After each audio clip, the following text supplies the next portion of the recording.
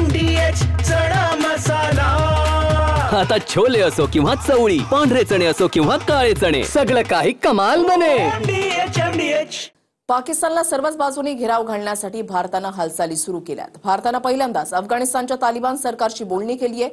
अफगाणिस्तान आणि पाकिस्तानचा 36चा आकडा आहे आणि त्यातच आता भारताची तालिबानशी बोलणी सुरू झाली आहे। पाहूयात एक रिपोर्ट।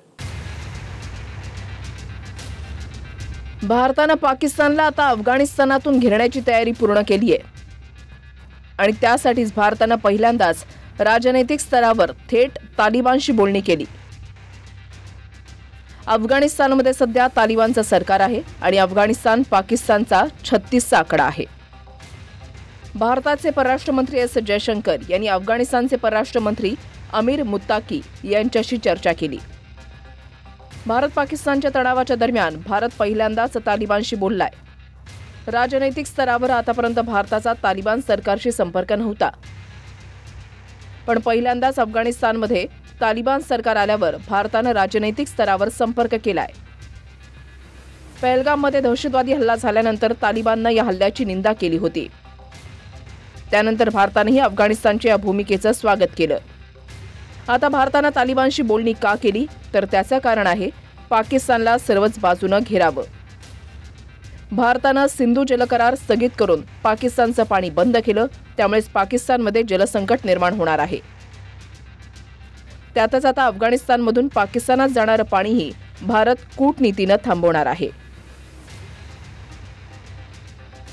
भारत अफगाण सरकारला शहतूत धरण योजनेसाठी मदत करणार आहे। शहतूत धरण अफगाणिस्तानमधल्या काबूल नदीवर बनलंय।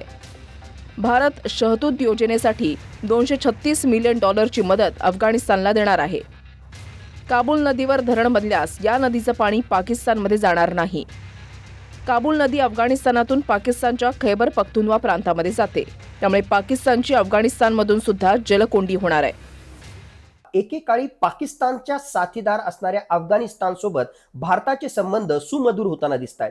2021 नंतर पहिल्यांदाच भारताचे परराष्ट्र मंत्री डॉक्टर एस जयशंकर यांनी अफगाणिस्तानचे परराष्ट्र मंत्री मुत्ताकी यांच्याशी चर्चा केली आणि त्या माध्यमातून अफगाणिस्ताननं स्पष्टपणे संदेश दिला की अफगाणिस्तान दहशतवादाविरुद्धच्या लढाईमध्ये भारताच्या सोबतीला आहे आणि याही पलीकडे जाऊन ज्या प्रकारे अपप्रचार केला जातोय, ज्या प्रकारे भारत आणि अफगाणिस्तान यांच्यामध्ये एक प्रकारे दरी निर्माण करण्याचा प्रयत्न केला जातोय, त्याला सुद्धा अफगाणिस्तानकडून विरोध केला गेला। पंतप्रधान नरेंद्र मोदींनी पाणी रक्त एकत्र वाहणार नाही असा कडक संदेश आधीच दिलाय। आता सिंधूच नाही तर अफगाणिस्तानमधल्या काबूल नदीमधून सुद्धा पाकिस्तानचं पाणी कसं बंद होईल याची काळजी घेणं सुरू झालंय।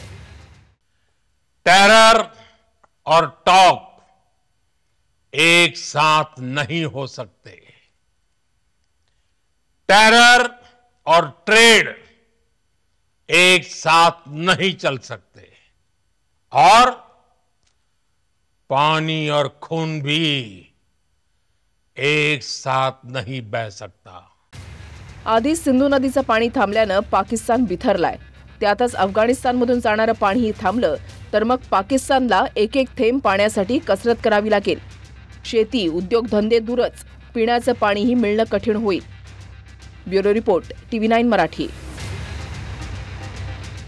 वाह, काय आता मिळाली का चव? होय तर आता मिळाली खरी चव। MDH चंकी चाट मसाला, जीवनाला खऱ्या चवीचे रंग। असली मसाले सच MDH।